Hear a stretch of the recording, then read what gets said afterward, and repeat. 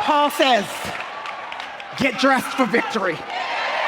He says you're going to need some stability in your core to make sure that you're not pushed to the left or the right with the schemes and the ploys of the enemy against you. You're going to need to be girded in your core with a belt called truth.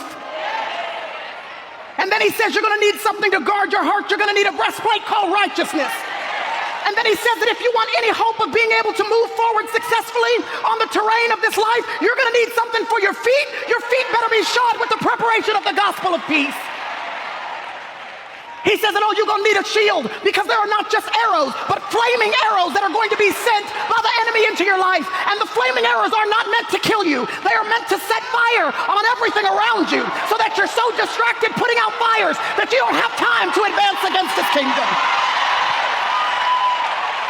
So you're going to need a shield to extinguish the flaming missiles of the evil one, and that shield is your faith.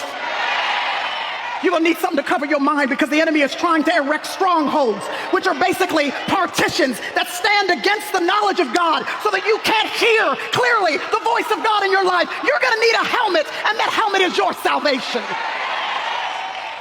And then he says, you're going to need a sword of the Spirit. The sword that he's referring to is not the 3-foot long sword that we most picture. No, this is a 12-inch dagger. He says, you're going to need a dagger of the Spirit. It was reserved for when the enemy encroached beyond the first lines of defense and the enemy was in close combat. He's all up in your face. He says, for the moments in life when you're encroached upon by the enemy, you're going to need something to make sure that you stave off the enemy. You need a dagger of the Spirit.